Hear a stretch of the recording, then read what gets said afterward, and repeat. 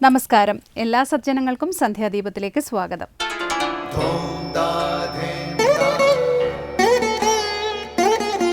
ശുഭം ഭവതു കല്യാണമായുസാരോഗ്യവർദ്ധനം സർവദുഃഖ വിനാശായ സന്ധ്യാദീപം നമോസ്തുതേ. നാമം ജപായനം പുണ്യം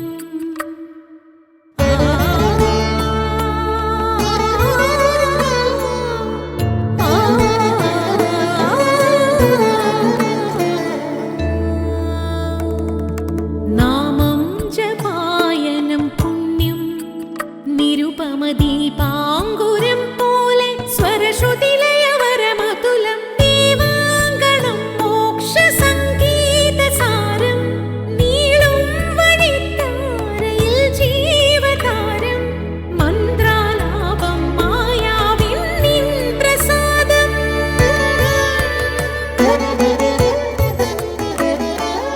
ഇരുൾ നീങ്ങിയുണരുന്ന തെളിനാളദീപം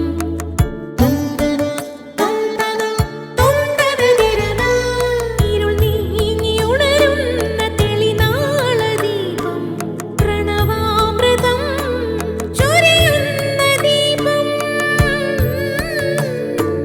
ദീപം ദീപം ദീപം ദീപം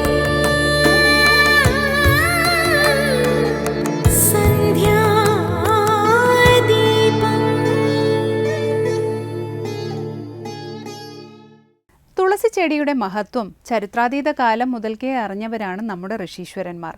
അന്തരീക്ഷ ശുദ്ധീകരണത്തിനും രോഗപ്രതിരോധത്തിനും തുളസിച്ചെടി വഹിക്കുന്ന അത്ഭുതകരമായ കഴിവ് കണ്ടറിഞ്ഞായിരിക്കണം ആധ്യാത്മിക പുണ്യം കൂടി നമ്മുടെ പൂർവികർ ഈ ചെടിക്ക് നൽകിയത്. തുല്യ അസ്യതി ഇതി തുളസി എന്നാണ് തുളസിയുടെ നാമാർത്ഥം.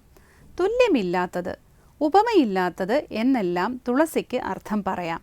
ഹൈന്ദവാചാരാനുഷ്ഠാനങ്ങളിൽ തുളസിച്ചെടിക്ക് പ്രഥമ സ്ഥാനമാണ്. അതുകൊണ്ടാണ് തുളസിത്തറ ഹിന്ദു ഭവനങ്ങളിൽ അനിവാര്യമായി മാറിയത്.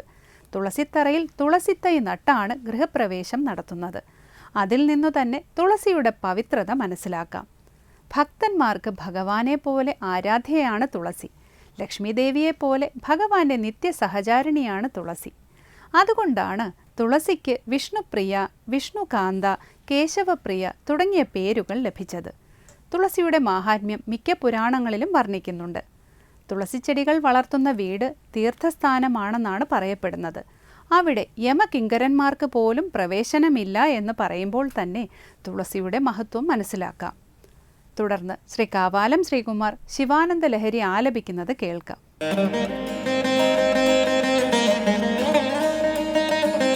കലാഭ്യാം ചൂടാലംകൃത ശശികലാഭ്യാം നിജതപഃ ഫലാഭ്യാം ഭക്തേഷു പ്രകടിതഫലാഭ്യാം ഭവതു മേ ശിവാഭ്യാമസ്തോക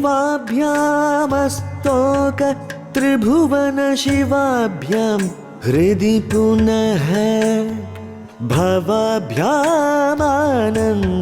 സ്ഫുരദനുഭവാഭ്യാം നതിരിയം കലാഭ്യാം ചൂടാലംകൃത ശശികലാഭ്യാം നിജതപഃ ഫലാഭ്യാം ഭക്തേഷു പ്രകടിതഫലാഭ്യാം ഭവതു മേ ശിവാഭ്യാമസ്തോക ത്രിഭുവന ശിവാഭ്യാം ഹൃദി പുനഃ ഭവാഭ്യാമാനന്ദ സ്ഫുരദനുഭവാഭ്യാം നതിരിയം.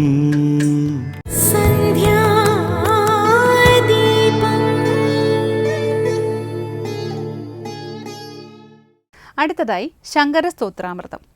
ലഹരിയില്ലാത്ത മനുഷ്യജീവിതം ശുഷ്കമാണ്. ലഹരി എന്നാൽ മദ്യവും മയക്കുമരുന്നുമൊന്നുമല്ല. അതിനേക്കാളും ഏറെ ഉയർന്ന ലഹരി മനുഷ്യജീവിതത്തിലുണ്ട്. അതറിയുന്നവർ പദാർത്ഥ ലഹരിക്ക് അടിമകളാകില്ല. ശ്രീ ശങ്കരാചാര്യർ മാനവകുലത്തിന് 3 ലഹരികൾ സംഭാവന ചെയ്തിട്ടുണ്ട്. അതാണ് ശിവാനന്ദ ലഹരി, സൗന്ദര്യ ലഹരി, ജീവൻ മുക്താനന്ദ ലഹരി. ഇതിൽ ശിവാനന്ദ ലഹരിയാണ് ഇന്നു മുതൽ ശങ്കര സ്തോത്രാമൃതത്തിൽ സ്വാമി ചിദാനന്ദപുരി വ്യാഖ്യാനിക്കുന്നത്.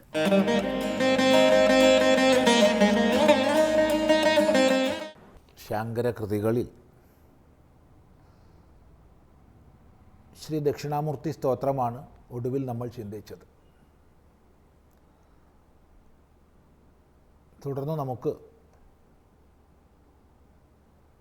ശിവാനന്ദ ലഹരി ശ്രദ്ധിക്കാം. വാക്കുകൊണ്ട് വർണ്ണിക്കാൻ കഴിയാത്ത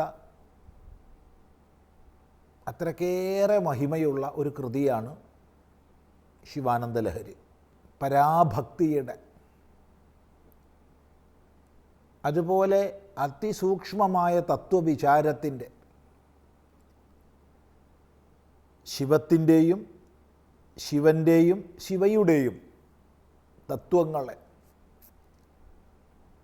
എല്ലാം ഹൃദയസ്പൃക്കായി നമ്മുടെ മുമ്പിൽ അവതരിപ്പിക്കുന്നൊരു കൃതിയാണിത്.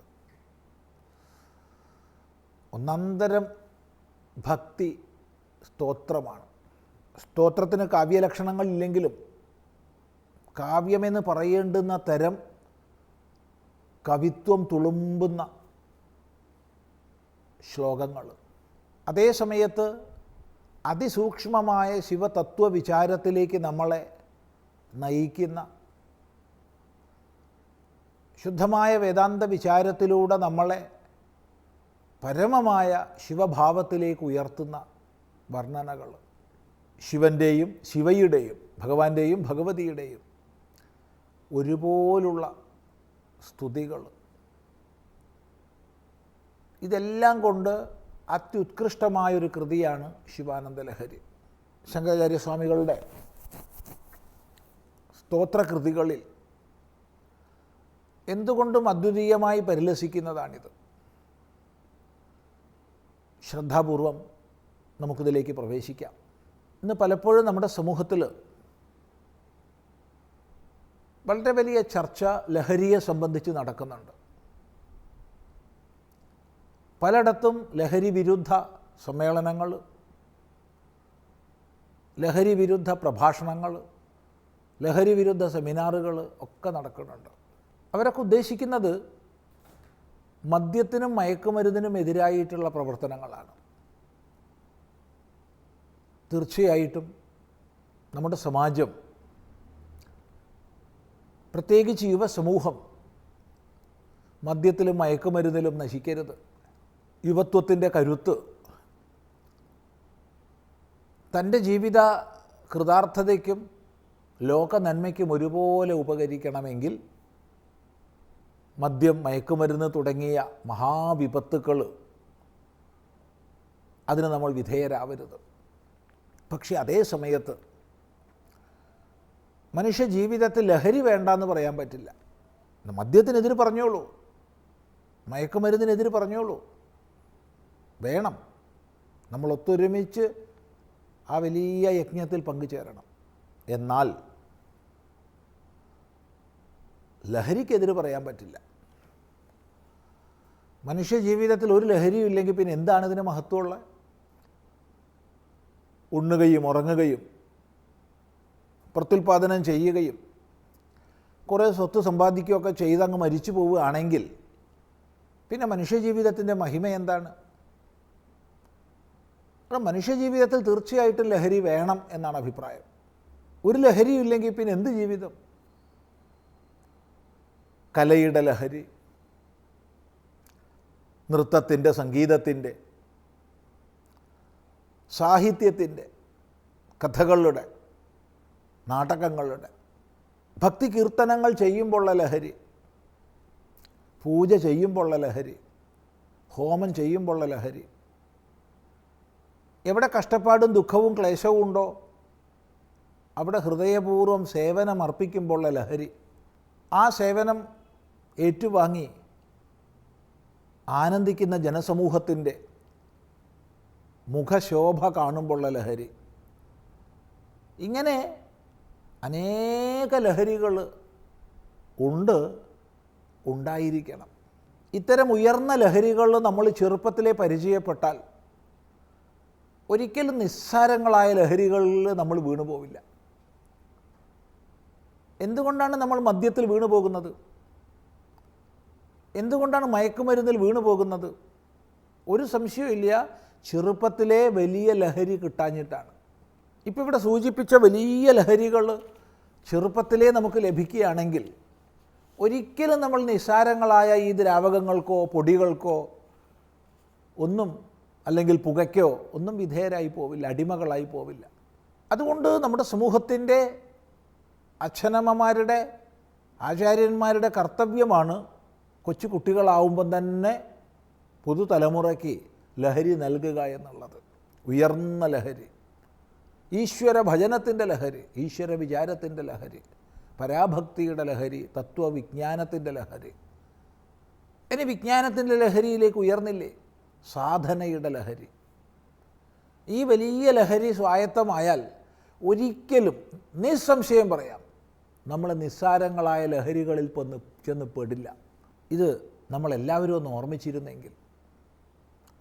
ഇത് പറയുന്ന സമയത്ത് നമ്മുടെ സമാജത്തിന് വാരിക്കോരി ലഹരിയെ തന്ന പരമാചാര്യനാണ് ഭഗവാൻ ഭാഷ്യകാരൻ ശങ്കരാചാര്യസ്വാമികൾ. അവിടുത്തെ കൃതികളിൽ 3 ലഹരി ഗ്രന്ഥങ്ങളുണ്ട്. ഒന്ന് ശിവാനന്ദ ലഹരി, 2 സൗന്ദര്യലഹരി, അതിൽ അന്തർഭവിച്ചതായിട്ട് ആനന്ദലഹരിയുമുണ്ട്. ഇനി പരമമായിട്ട് ജീവൻ മുക്താനന്ദലഹരി. ആനന്ദലഹരി സൗന്ദര്യലഹരിയിൽ അന്തർഭവിച്ചതായിട്ട് നമുക്ക് കാണാം. ഇപ്പോൾ സ്വതന്ത്രമായി പറഞ്ഞാൽ 3 ലഹരി ഗ്രന്ഥങ്ങളാണ്. ഒന്ന് ശിവാനന്ദലഹരി, 2 സൗന്ദര്യലഹരി, 3 ജീവൻ മുക്താനന്ദലഹരി. ഈ ലഹരികൾ ചെറുപ്പത്തിലേ നമുക്ക് അനുഭവിക്കാൻ കഴിഞ്ഞാൽ പിന്നെ മറ്റെല്ലാ ലഹരിയും നിസ്സാരമാണ്. ഒരിക്കലും അവയിൽ നമ്മൾ പെടില്ല, ഉറപ്പ്. അതുകൊണ്ട് ചെറുപ്പത്തിൽ തന്നെ നമ്മുടെ മക്കൾക്കിത് പകർന്നു നൽകേണ്ടത്, പരിചയപ്പെടുത്തേണ്ടത് മുതിർന്നവരുടെ കർത്തവ്യമാണ്. അത് വീണ്ടും വീണ്ടും ഓർമ്മിപ്പിക്കട്ടെ. ഇവിടെ നമ്മൾ ശിവാനന്ദ ലഹരിയിലേക്കാണ് ഇപ്പോൾ പ്രവേശിക്കുന്നത്. നേരത്തെ സൂചിപ്പിച്ചതുപോലെ ശിവഭക്തി എന്ന് പറയുമ്പോൾ ശിവനിലുള്ള, ശിവയിലുള്ള, ശിവനും ശിവയും അവർ രണ്ടുപേരും ഏകീഭവിച്ചവരാണ്. അതുപോലുള്ളൊരു സങ്കല്പം, അത്ഭുതകരമായ സങ്കല്പം വേറെയില്ല. അർദ്ധനാരീശ്വര സങ്കല്പം. സ്വയം തൻ്റെ ദേഹാംഗം പരസ്പരം പങ്കുവെച്ച മൂർത്തിയാണത്. ഇതിൽ പരം ഉദാരത എവിടെ കാണാൻ പറ്റും? ഏതായാലും അങ്ങനെയുള്ള ശിവനിലും ശിവയിലുമുള്ള ഭക്തി, പരാഭക്തി, ശിവതത്വത്തിലുള്ള ഭക്തി, അതിലൂടെ പരമമായ ശിവസാക്ഷാത്കാരത്തിനായിക്കൊണ്ടുള്ള ജിജ്ഞാസ, ഇതെല്ലാം അതിൻ്റെ പൂർണ്ണതയിൽ പ്രകടമാകുന്ന അവാച്യമഹിമയോടുകൂടിയ കൃതിയാണ് ശിവാനന്ദ ലഹരി. നമുക്ക് ക്രമമായി അതിലേക്ക് പ്രവേശിക്കാം. അടുത്ത പ്രാവശ്യമാവട്ടെ. തുടർന്ന് ദീപാരാധനയാണ്. ക്ഷേത്ര സന്നിധിയിലെത്തി മംഗളാരതി തൊഴുത് ഇന്നത്തേക്ക് മടങ്ങാം. എല്ലാവർക്കും നമസ്കാരം.